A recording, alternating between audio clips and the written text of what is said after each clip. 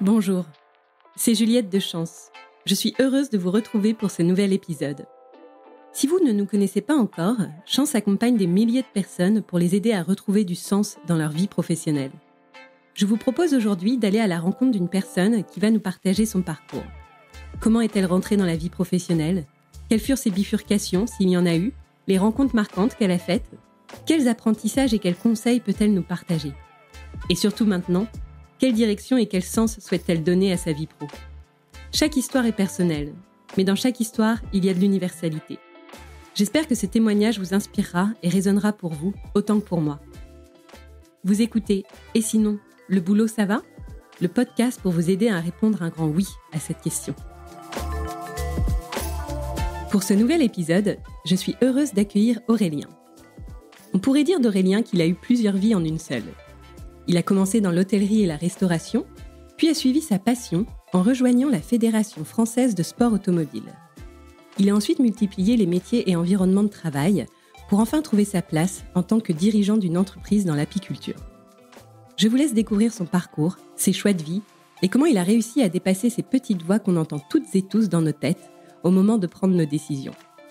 Vous écoutez « Et sinon, le boulot ça va ?» Le podcast pour vous aider à répondre un grand oui à cette question.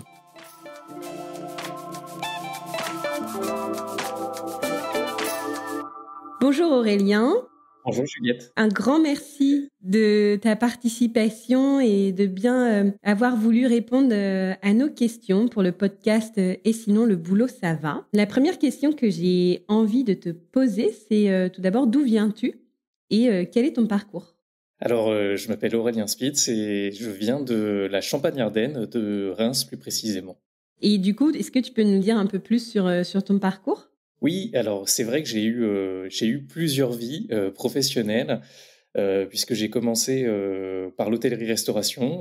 Je suis d'ailleurs diplômé d'hôtellerie-restauration, dans lequel j'ai travaillé un peu plus de 5 ans. Et puis un événement de vie a fait que j'ai décidé une première fois de changer de métier, de réaliser un premier bilan de compétences assez tôt finalement dans ma vie, mais qui m'a permis de rebondir et d'utiliser certaines de mes compétences dans les métiers de la logistique. T'avais quel âge juste pour ce premier bilan de compétences ? J'avais 25 ans. Super. Et donc, tu avais déjà combien d'années d'expérience ? Eh ben, assez peu, puisque j'ai commencé à travailler aux alentours de 20 ans. Ouais, c'est ça, 19-20 ans.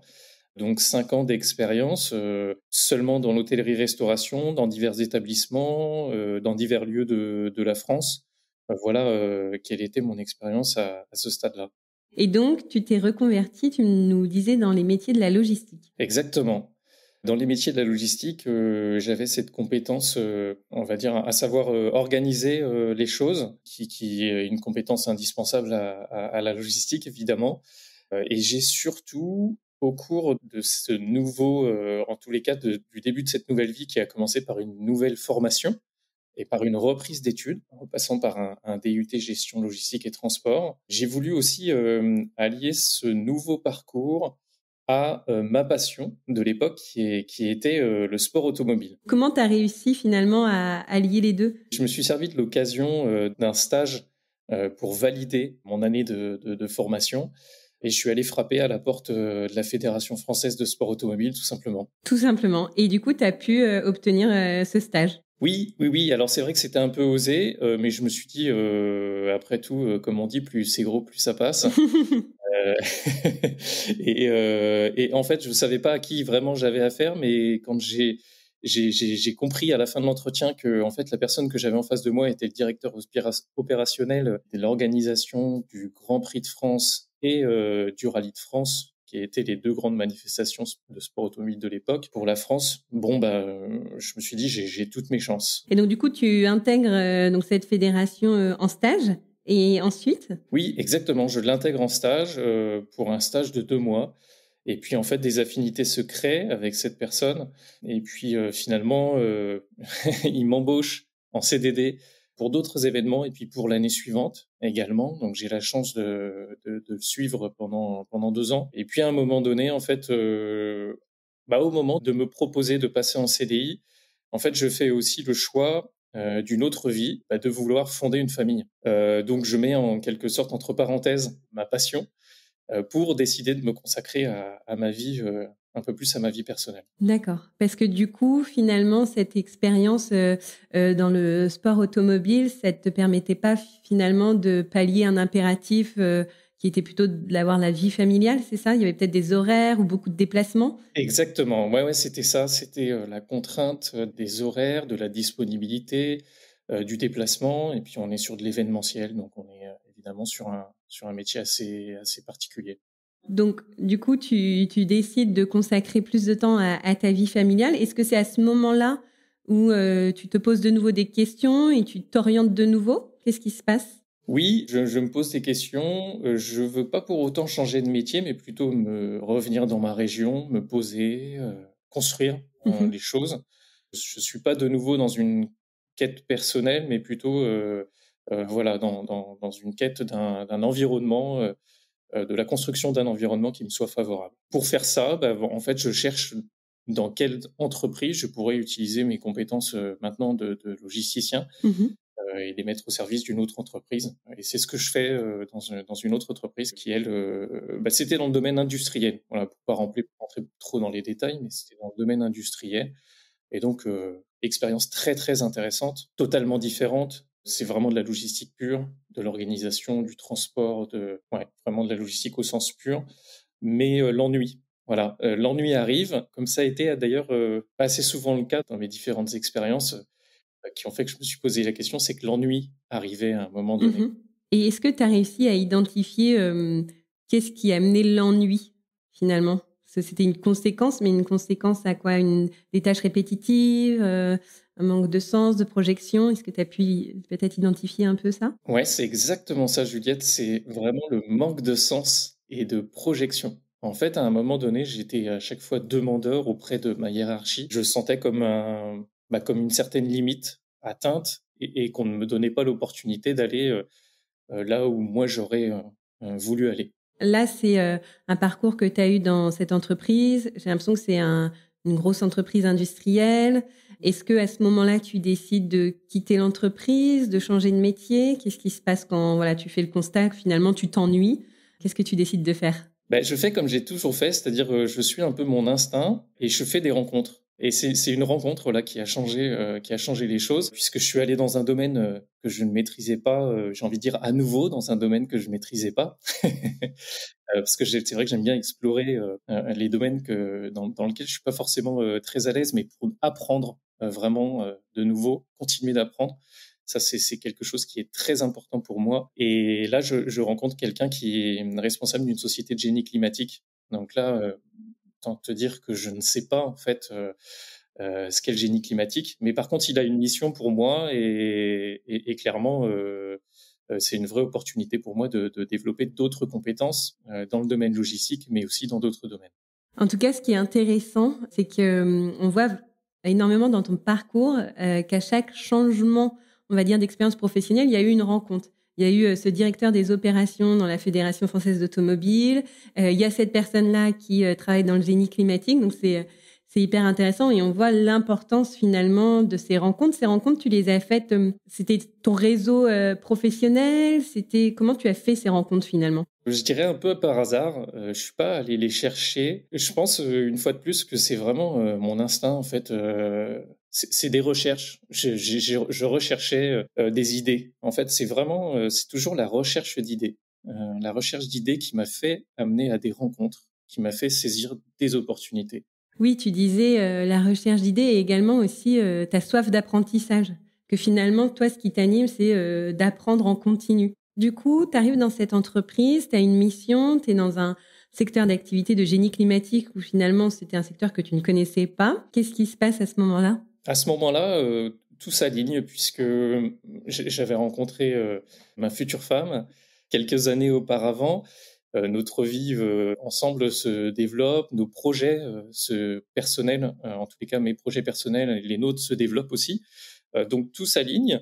Puis je suis dans une société qui a de l'ambition, qui a envie de me donner des responsabilités. Donc j'ai envie de dire tout va bien. Voilà. Donc là je suis en mode apprentissage et j'ai envie. Voilà, j'ai envie d'aller plus loin. Dans cette expérience-là, tu vas rester combien de temps? Qu'est-ce qui va se passer pour que finalement tu décides encore de bifurquer? Alors oui, là, je suis resté presque 10 ans dans cette société. Tout simplement, je pense que je suis resté assez longtemps parce qu'il y a eu des évolutions. Parce que l'ennui, en fait, n'est pas arrivé aussi vite que précédemment. Et puis surtout, j'avais cette stabilité personnelle. Je pense que j'avais aussi priorisé à ce moment de ma vie, qui fait que j'avais pas forcément comme priorité de changer encore professionnellement, d'évoluer professionnellement. Même s'il y avait, par moments, j'avais ressenti ces petits moments d'ennui, j'avais su me rebooster et retrouver d'autres choses, et peut-être dans le domaine personnel, qui faisait que professionnellement, j'avais pas cette volonté à changer de nouveau. Donc 10 années passent et est-ce qu'il va y avoir un élément déclencheur qui va faire que tu décides encore de bifurquer? Est-ce que c'est de nouveau l'ennui qui arrive au bout de ces 10 années et ton envie peut-être de, je sais pas, sortir de ta zone de confort? Qu'est-ce qui se passe à ce moment-là? Ouais, c'est exactement ça. C'est l'ennui que là, je n'arrive plus en fait à dépasser. Et puis surtout, cette première quête, enfin peut-être pas première, mais cette quête de sens, cette question avec cette quête de sens permanente de dire ok, maintenant j'en suis là dans ma vie, j'ai cet âge-là. Et puis surtout, je pense qu'il y a un événement important, c'est que j'ai mon fils est né. Et ça, je pense que ça a été un des éléments déclencheurs aussi. Ça m'a fait forcément me poser des questions sur l'avenir, sur son avenir à lui, sur ma projection dans la vie avec lui. Oui, c'est vrai que l'arrivée des enfants est souvent un événement qui amène à se poser beaucoup de questions, à remettre en considération l'ordre de nos priorités. Et on le voit souvent dans les personnes qui font le bilan de compétences chance, que l'arrivée des enfants, finalement, c'est pas anodin dans une histoire de vie professionnelle, finalement. C'est intéressant, tu commençais à me parler quête de sens et projection de vie avec lui. Est-ce qu'il y a des choses auxquelles, peut-être des thématiques ou des sujets auxquels tu es devenu peut-être plus sensible finalement? Oui, déjà dans le métier que j'exerçais, en fait, on m'avait proposé de participer à un atelier environnement. Je m'intéressais beaucoup à l'environnement, à la nature, depuis très longtemps, mais à l'environnement et à comment faire pour réduire notre impact aussi sur les transports au sein de l'entreprise, sur les achats, sur les déchets qu'on produisait. Tout ça m'intéressait beaucoup. Je me suis dit pourquoi pas aller chercher aussi dans ce sens-là, mais j'avoue que j'étais de nouveau perdu en fait. Et pour de nouveau pallier à ça, j'ai de nouveau fait appel à un cabinet pour réaliser un nouveau bilan de compétences, mais qui a été aussi différent, ce qui m'a permis de faire un point sur ma vie. Et là, ce bilan-là a été différent parce que j'en suis sorti sans une idée précise de ce que j'allais faire. C'est-à-dire que ça m'a permis de faire un bilan, mais pas de trouver l'action à suivre. Un bilan réalisé, mais peut-être un manque de projection vers le futur finalement. Oui, c'est ça. C'est-à-dire que là, il n'y avait pas la projection et je me suis dit, OK, s'il n'y a pas la projection, peut-être qu'il me faut du temps. Peut-être qu'il faut que tout ça se stabilise, que je réponde à l'ennui différemment, mais que je continue à prendre le temps, là, pour le coup, et d'aller peut-être aller chercher plus au fond de moi-même. Avec l'expérience, là, du coup, pour le coup, j'avais un peu plus d'expérience et donc aller creuser un peu plus dans cette expérience et surtout dans mon histoire. Et donc du coup, tu décides de prendre le temps et comment tu fais pour creuser un peu plus? Quelle a été ta démarche finalement? La démarche, en fait, clairement, ça a été de commencer à travailler sur moi-même. Et c'est quelque chose que j'ai toujours fait, j'ai toujours pratiqué. Mais là, j'ai accentué en fait ce travail sur moi-même, en commençant par prendre des livres, en réfléchissant, en écrivant aussi beaucoup. Et puis ce travail m'a fait justement avancer et a fait que j'ai pu commencer à répondre à une certaine quête de sens. Ok. Et alors, est-ce que tu peux nous dire un peu plus quel a été ton nouveau départ? Ouais, mon nouveau départ, en fait, c'était de continuer mes activités de logistique, tout en apprenant encore un nouveau métier, puisque je suis allé dans le domaine des constructions de maisons individuelles. Donc pendant quelques mois, là, pour le coup, la mission a été assez courte, mais ça m'a permis surtout de comprendre, de savoir ce que je ne voulais pas faire. Ça a été très, très important pour moi Quand j'ai compris ce que je ne voulais pas faire, je me suis dit: «OK, il faut vraiment que je me laisse du temps, mais que je me laisse respirer». C'est-à-dire que je ne sois pas forcément dans l'action en permanence, mais aussi un peu plus dans la réflexion et pour être dans la réflexion, il faut aussi du temps. Donc là, j'ai décidé d'arrêter, mon activité professionnelle et de me laisser le temps, donc laisser quelques mois pour mûrir un nouveau projet. Est-ce que ça serait ça ton principal conseil? Parce qu'on a beaucoup de personnes qui commencent le bilan de compétences chance, qui s'inscrivent et qui ont ce sentiment-là d'être perdus. Voilà, d'être au clair sur peut-être ce qu'ils ne veulent pas faire, mais manquer d'éléments sur ce qu'ils souhaitent faire. Est-ce que c'est ce conseil-là que tu donnerais ou est-ce qu'il y en aurait un autre que tu aimerais partager? L'autre conseil, c'est, de se faire confiance. C'est-à-dire qu'à un moment donné, et d'ailleurs c'est très humain, hein, on cherche toujours à prendre des conseils auprès des autres, auprès de notre environnement, mais on oublie aussi, souvent de revenir à l'essentiel, c'est-à-dire se faire confiance à soi et faire confiance à ce qu'on pense et à ce qu'on a envie de faire. Voilà et de faire aussi pour retrouver, en tous les cas, si la confiance est aussi perdue, c'est de faire des choses qui permettent de se redonner confiance. Ça peut être simplement, d'aller se promener, d'aller observer, la nature qui nous entoure, d'aller rencontrer des gens qu'on n'a pas vus depuis très longtemps parce que on n'avait pas le temps justement et d'aller faire ces rencontres, de s'ouvrir un peu plus, encore un peu plus, au monde qui nous entoure. Parce que souvent le métier qu'on exerce, l'activité qu'on exerce nous enferme dans certaines habitudes et justement, c'est de sortir de ces habitudes, de faire autre chose et de nous aide beaucoup. Je pense, en tous les cas, moi, ça m'a beaucoup aidé à réfléchir et à structurer ma pensée et à l'ouvrir sur d'autres possibilités. C'est marrant, on en revient justement à cette ouverture et à ces rencontres nouvelles. Très important et impactant finalement dans une carrière professionnelle. Tu passes quelques mois dans cette entreprise qui construit des maisons durables. Tu décides de prendre du temps, de faire un moment de pause. Est-ce que c'est à ce moment-là que tu décides finalement de créer l'entreprise sur laquelle aujourd'hui tu es dirigeant ou pas encore? Il y a encore des étapes. Il y a encore quelques étapes. Je comprends que je suis pas encore prêt à créer mon entreprise. J'en ai l'envie, je me renseigne, mais j'ai pas l'idée, surtout. J'ai pas l'idée, j'ai l'envie, mais j'ai pas l'idée. Et je suis toujours à la quête, d'une idée. Je me dis: «OK, je reprends mon parcours professionnel» et je me dis: «OK, j'ai acquis telle compétence dans tel domaine, telle compétence dans tel autre domaine. Alors OK, j'ai pas l'idée, donc je vais prendre le problème à l'envers et je vais dire: "Qu'est-ce qui me manque comme compétence, dans mon travail pour pouvoir créer ma société et que ça puisse m'aider"?» Et là, je me rends compte que j'ai aucune compétence commerciale. Je me dis: soit je reprends des études, soit, je me lance dans le domaine et puis, là, je fais un peu, l'inverse de ce que je vous disais tout à l'heure, c'est-à-dire que je fais confiance à mon père qui me dit: «Mais, tu devrais te lancer dans le commerce. Je suis sûr que tu en as dans les capacités». Je dis: «Non, non, non», je dis: «Non, mais j'ai pas de diplôme. Pour moi, il faut un diplôme. Il fallait que je justifie d'une expérience pour pouvoir le faire».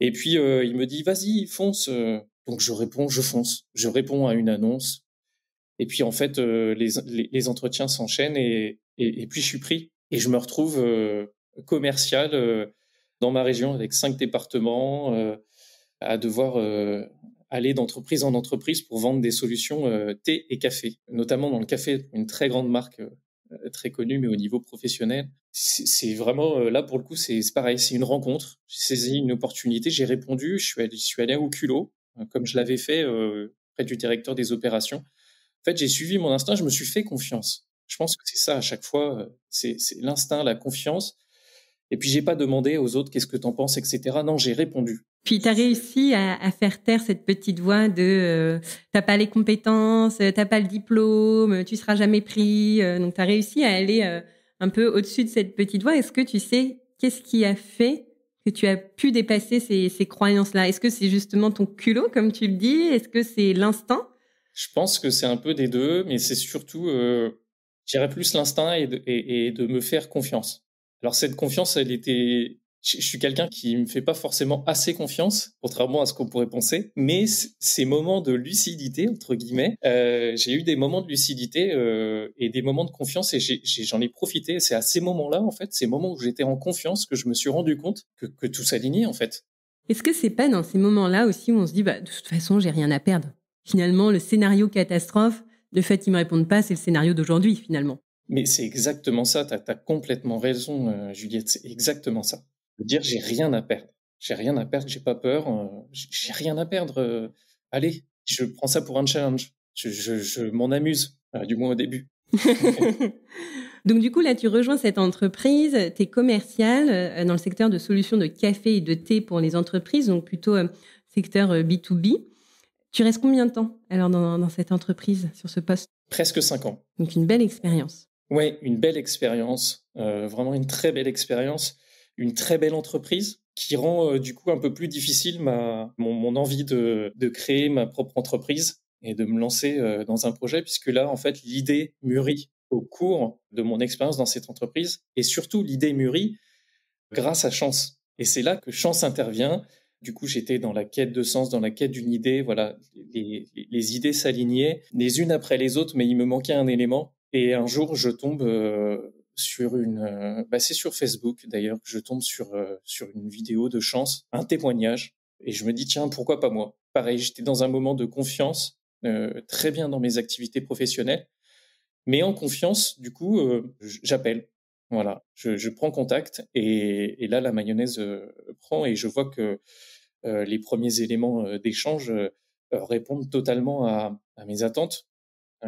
Donc je me lance dans l'aventure. Ok, donc finalement, pas d'urgence à quitter ton entreprise parce que tu t'y trouves bien, mais il y a toujours cette quête de sens qui reste finalement dans un coin de la tête et qui prend peut-être de plus en plus de place.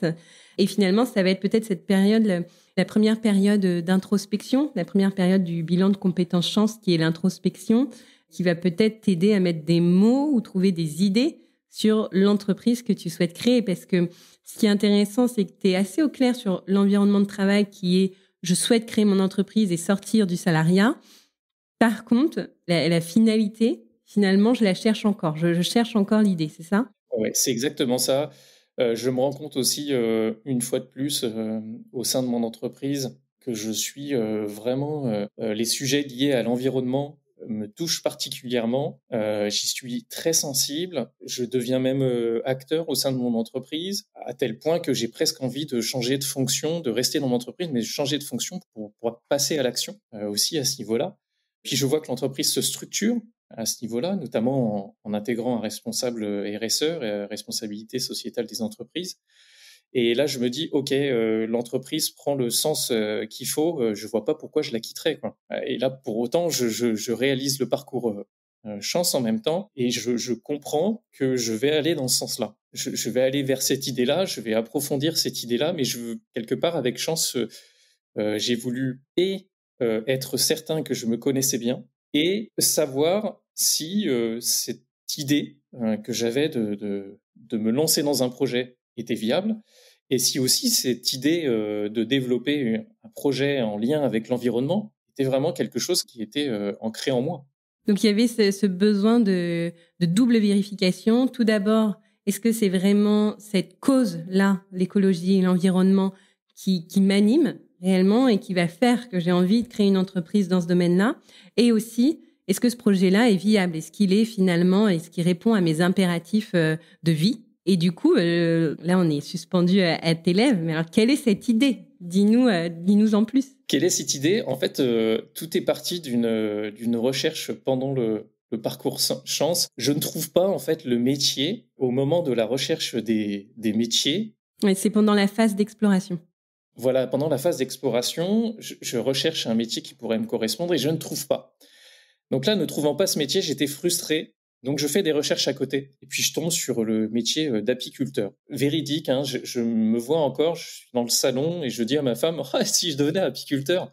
Et là, je rigole et elle me dit: «Bah ouais, pourquoi pas?» Je dis: «Non, mais non, mais non, c'est pas possible». Je dis: «Ça, c'est pas possible comme métier, tu vois pas, c'est tellement à l'opposé de ce que je suis aujourd'hui, de ce que je fais. C'est impossible». Et puis c'est tout. Je le note, mais je passe à autre chose et je continue mes recherches. Je continue d'avancer dans le parcours chance et puis Loïc, qui est mon coach à ce moment-là, me pousse encore à faire des recherches et à aller dans ce sens-là. Et là, en fait, je tape dans un moteur de recherche abeilles et entreprises puisque j'avais pensé à l'apiculture et donc je tape abeilles et entreprises. Et là, je tombe sur une structure qui fait déjà ça dans le nord de la France, mais qui fait ça depuis 10 ans. Je me dis: «OK, c'est super, j'ai une bonne idée». Il a écrit, toutes les idées alors véridique, hein, toutes les idées que j'avais écrites, en fait, il les a mis lui en application et je trouve tout sur son site et j'ai dit: «Oh purée, en fait, quelqu'un a eu l'idée 10 ans avant moi, 2 possibilités s'ouvrent à moi, soit je le copie, soit je l'appelle et puis on essaye de voir, ce qu'il est possible de faire, ensemble ou du moins de m'en inspirer au minimum». Donc une nouvelle rencontre qui se profile. Exactement, c'est exactement ça, Juliette. La rencontre se profile et la magie opère assez rapidement puisqu'un premier coup de fil fait que la personne au bout du fil n'a pas le temps et pourtant alors oui, ça c'est quelque chose aussi de très important dans mon parcours. C'est-à-dire que quand je sentais qu'il fallait que j'aille au bout de cette, rencontre ou d'un échange ou qu'il fallait vraiment que j'aille au bout de mon idée, je ne lâchais rien. Je ne l'ai pas harcelé, mais c'est vrai que je lui ai laissé pas mal de messages, je lui ai envoyé des mails, je l'ai appelé plusieurs fois. Enfin, vraiment, j'ai pas lâché, en fait. Et ça a fini par payer parce qu'un jour, il me rappelle, il me dit: «Écoute, j'ai 15 minutes» et finalement, on a passé 30 minutes au téléphone et Mmh. 1 mois après, j'étais dans ses bureaux et on passait une journée ensemble. Donc ça, c'est quelque chose aussi de très important, c'est-à-dire ne pas lâcher, son idée première et vraiment, aller au bout. Aller au bout, ça finit toujours pas payé. En effet, une belle leçon, également, un peu ce côté, obstination. C'est ce qui me définit d'ailleurs aussi, assez souvent, c'est vrai qu'on me reproche d'être, ça peut être un reproche, d'être obstiné, mais ça peut aussi être une qualité. Il faut l'utiliser, à bon escient. Et il faut l'utiliser, surtout il faut l'utiliser, il faut s'en servir pour soi. Voilà, donc ne pas avoir peur de contacter, les gens, ne pas avoir peur de déranger. C'est souvent ça aussi, qu'on retrouve, les personnes qu'on accompagne, c'est: «Ah mais j'ose pas, j'ai peur de déranger».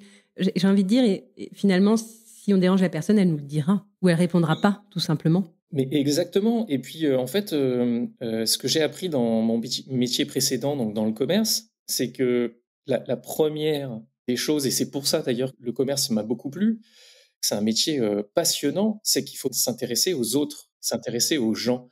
À partir du moment où vous appelez quelqu'un pour s'intéresser à lui, il y a aucune raison qu'il vous envoie balader. Ça a toujours été ma philosophie. Si je l'appelle pour m'intéresser à lui, je pose des questions sur ce qu'il fait, sur ce qu'il est, sur ses activités. J'aurai forcément, quelqu'un qui va me répondre, sauf si, vraiment il n'en a pas envie. C'est vrai que pendant le parcours, pendant le bilan de compétences, on sensibilise énormément, les personnes de la manière de comment rédiger le premier message, la première prise de contact, de tout de suite en fait et c'est hyper important et très essentiel ce que tu dis. C'est en fait, on s'intéresse aux autres, on s'intéresse à la personne, à son parcours, on lui pose des questions. On n'est pas là pour demander, un service ou une chose rendue finalement. Mais c'est avant tout de se connecter à l'autre, de comprendre, son parcours, où est-ce qu'il en est aujourd'hui et ensuite peut-être voir ce qui est possible de faire ensemble, mais pas de directement demander, un service. Tu passes cette journée avec cette personne dans ses bureaux. Comment ça se passe? Tu décides de te lancer? Ah bah là, je repars de chez lui, il est dans le nord, donc j'ai 2 heures de route et là, je me mets à rêver. Là, je repars en me disant: «Mais c'est ça que je veux faire, c'est ça que je veux faire». Donc le projet, il naît, dans ma voiture. Mon imagination part à 100 à l'heure dans tous les sens, mais je reviens et je rentre, en disant: «Voilà, c'est ça que je veux faire». C'est là que le projet se met vraiment en route, en fait. Puisque là, sachant ce que je veux faire, je cible, mes recherches, pour avancer et pour, dire: «OK, comment je crée une société?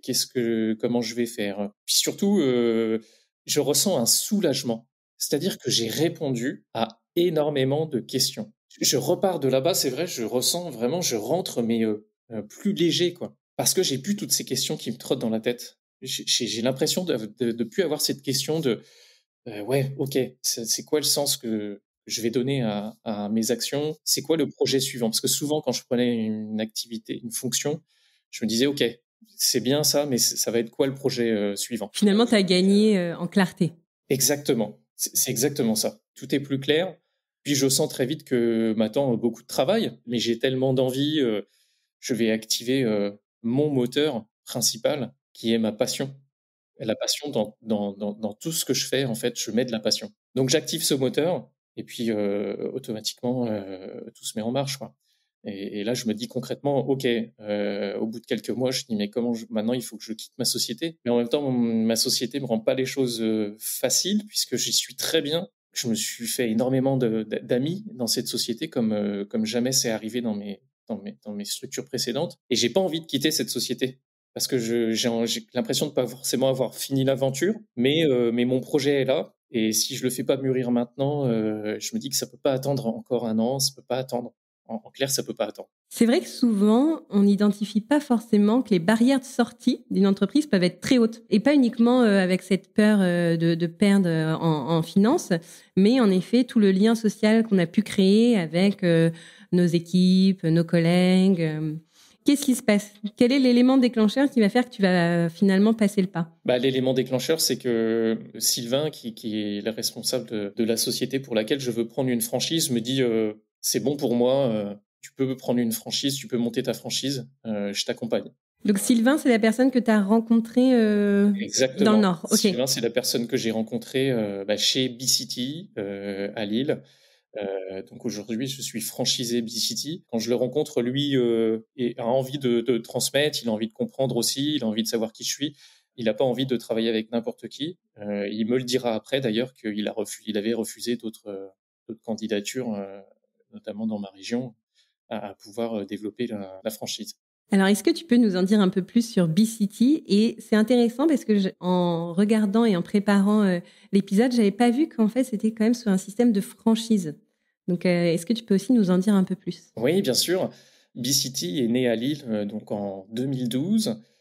Son fondateur, Sylvain Brevard, passionné d'abeilles, passionné de pollinisateurs, passionné de nature même tout court, décide de mettre sa passion au service des entreprises en proposant d'installer des ruches dans les entreprises pour sensibiliser les collaborateurs et différents publics à la biodiversité, au rôle des pollinisateurs plus précisément. Et puis au cours de ces années, il développe davantage l'activité, notamment sur la partie plantation, pour favoriser l'habitat, les ressources alimentaires aussi pour les pollinisateurs, pour les petits mammifères.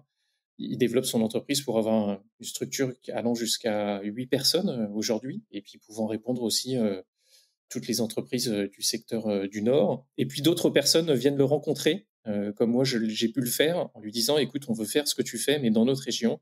Donc une antenne à Rennes se développe, une antenne à Compiègne, puis une antenne à Lyon, et puis moi aujourd'hui en Champagne-Ardenne. Voilà, donc le cœur du métier de B-City, c'est vraiment sensibiliser à la biodiversité, et les différents moyens sont l'installation de ruches, le parrainage de ruches, des plantations. On vient même jusqu'à planter du houblon dans les entreprises pour faire une bière à l'image de l'entreprise. Donc du coup, quand tu as la validation de Sylvain qui te dit OK, c'est bon, je suis preneur, on monte la franchise en Champagne-Ardenne, en fait, par quoi tu commences? Quelle est la première étape finalement? La première étape, ça va être qu'est-ce que je crée comme société? Ça va être la question de me poser. OK, je crée quoi comme société? Quel budget il va me falloir? Et puis là, je commence à rencontrer d'autres personnes.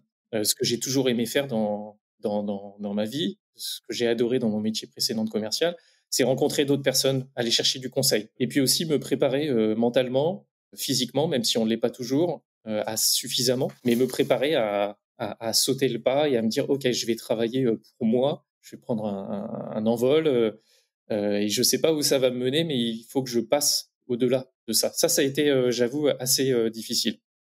Cette étape de dire, je me lance, je travaille pour moi sans être salarié, sans avoir de parachute, c'est ce qui a été le plus difficile. Et comment tu as réussi à passer ça? Ça a pris plusieurs mois et j'ai continué de me faire accompagner. Clairement, je me suis fait de nouveau accompagner après avoir arrêté mon activité salariée et démarré l'aventure pour créer ma société. Là, je me suis dit, OK, il faut que je me fasse accompagner. J'ai encore, je voyais bien que j'avais encore des barrières et qu'il fallait que je fasse sauter ces barrières pour pouvoir mener à bien le début de mon activité. Et donc, du coup, là, ça y est, B-City Grand Est est lancé. Tu as déjà pratiquement 1 an, non, d'expérience sur... Combien de temps tu as d'expérience? Alors, presque 1 an. Ouais, 1 an dans 2 mois. Donc oui, c'est vrai que le temps est passé vite. B-City est lancé, B-City Grand Est est lancé et a ses premiers clients.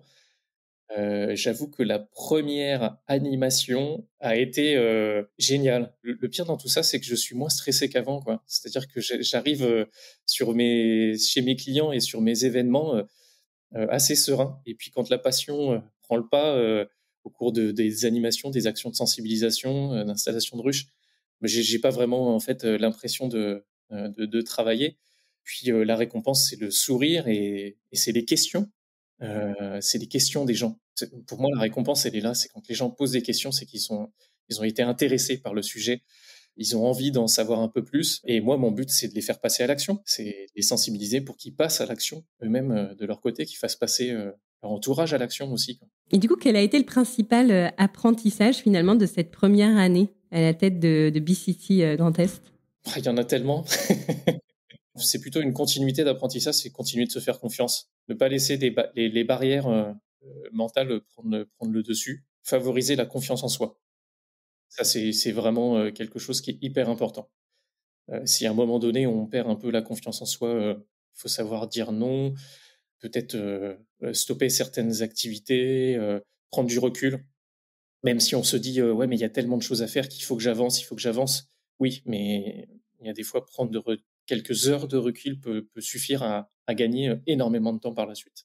Une dernière question. Si dans une quinzaine d'années, tu regardes dans le rétroviseur, qu'aimerais-tu voir? Regarder dans le rétroviseur, c'est ce que j'aime pas forcément faire, mais j'aimerais me dire waouh, en fait, tu as réalisé un truc que tu pensais impensable quand tu as dit à ta femme que tu allais peut-être devenir apiculteur. Je pense que je repenserai à cette scène-là et que je me dirais bah écoute, fiston, qu'est-ce que t'en penses? Tu voudrais pas reprendre ma société plus tard? Je pense que je dirais ça, ouais. Oui, c'est intéressant aussi donc d'avoir choisi de construire BCT avec aussi une volonté de transmettre finalement cette entreprise à ton fils. Il y avait ça aussi dans un coin de ta tête pendant tes réflexions? Oui, même si je veux pas du tout lui imposer les choses, mais je veux lui donner envie. Si un jour il me dit écoute, j'ai envie de faire ce que tu fais, qu'il a envie de reprendre les rênes, évidemment que je favoriserai ça. Et c'était dans un coin de ma tête parce que j'ai eu aussi envie d'aller dans ce projet pour laisser quelque chose, laisser une empreinte que je pense la plus positive possible. Et ça a été une des idées et un des points de départ de mon projet, c'est comment est-ce que je peux laisser une empreinte positive pour les générations suivantes et notamment mon fils, quoi. Eh ben écoute, merci beaucoup pour ce partage. C'est un vrai plaisir d'avoir pu découvrir ton parcours aux mille et une facettes finalement, avec des métiers très différents et toujours ce fil rouge de suivre son instinct, se faire confiance et les rencontres professionnelles finalement. Et surtout laisser sa passion, la passion qui est en soi, émerger et vivre. Ça, c'est très important. Super. Eh ben, un grand merci à toi, Aurélien. Merci à toi, Juliette.